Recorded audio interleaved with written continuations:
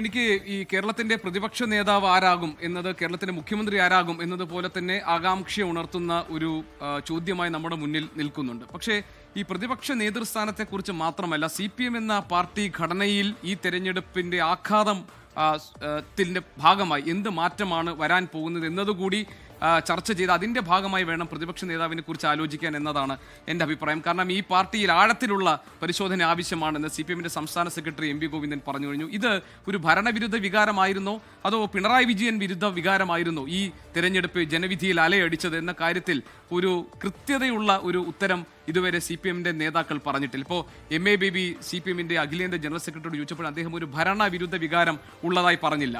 പല കാര്യങ്ങളും പരിശോധിക്കണം, നേതൃത്വത്തിന്റെ നിലപാടുകൾ ഉൾപ്പെടെ പരിശോധിക്കണം എന്നാണ് അദ്ദേഹം പറഞ്ഞത്. അതിൽ മാധ്യമപ്രവർത്തകർ ഒരു ചോദ്യം അദ്ദേഹത്തോട് ചോദിച്ചു, സ്ഥാനാർത്ഥി മോഹം ആളുകളിൽ കൂടി വരുന്നത്, സ്ഥാനാർത്ഥികളുടെ ഈ നേതൃതലത്തിലുള്ളവരുടെ ഭാര്യമാരെ സ്ഥാനാർത്ഥിയാക്കുന്നത് ഉൾപ്പെടെയുള്ള കാര്യങ്ങൾ പരിശോധിക്കപ്പെടേണ്ടതല്ലേ എന്ന് ചോദിച്ചപ്പോൾ നേതൃത്വവുമായി ബന്ധപ്പെട്ട് ഉയർന്നു വന്നിരിക്കുന്ന എല്ലാ ആരോപണങ്ങളും പരിശോധിക്കണം എന്നാണ് അദ്ദേഹം പറഞ്ഞത്.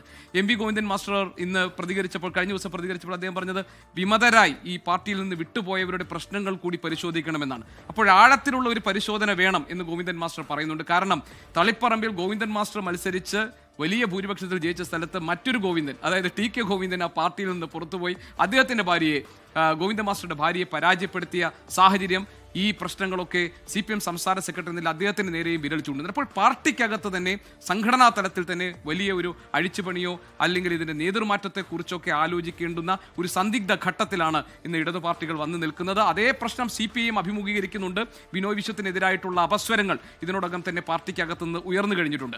അപ്പോൾ ഇനി പ്രശ്നം എന്താണ്? ഈ പാർട്ടിയെ നയിക്കുന്നത് കണ്ണൂർ ശൈലിയായിരിക്കുമോ അതോ അത് തെക്കൻ ശൈലിയായിരിക്കുമോ എന്നുള്ളതാണ്. CPMന്റെ അഖിലേന്ത്യാ ജനറൽ സെക്രട്ടറി MA ബേബി വന്നപ്പോൾ അദ്ദേഹത്തിന്റെ ശൈലി മറ്റൊന്നാണ്. പക്ഷേ CPM എന്ന സംഘടനയെ കേരളത്തിൽ നയിച്ചുകൊണ്ടിരുന്ന കണ്ണൂരിൽ നിന്നുള്ളവരുടെ ശൈലി വേറൊന്നാണ്.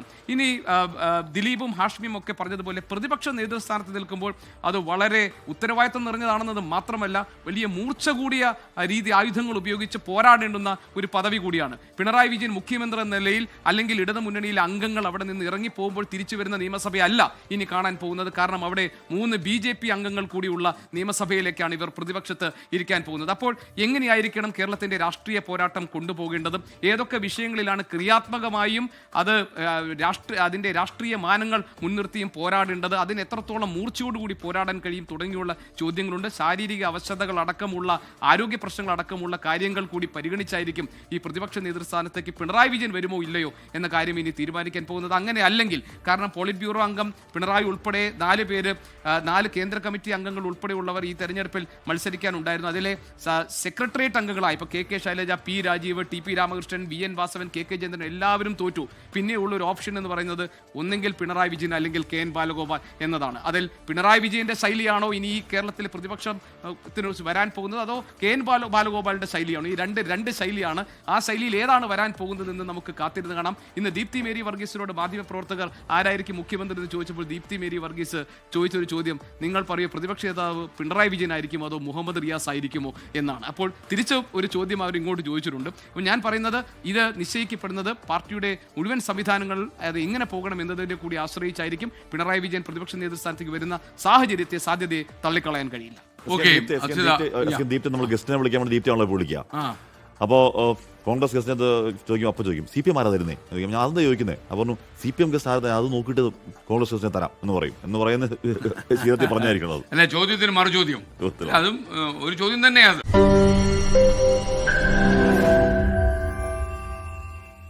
ലോകത്തെവിടെയായാലും ഏത് സമയത്തും 24 വാർത്തകളും ഓഗ്മെന്റഡ് റിയാലിറ്റി പാക്കേജുകളും എക്സ്പ്ലെയിനറുകളും വിശദമായി കാണാൻ ഞങ്ങളുടെ YouTube ചാനൽ നിങ്ങൾക്ക് സബ്സ്ക്രൈബ് ചെയ്യാം.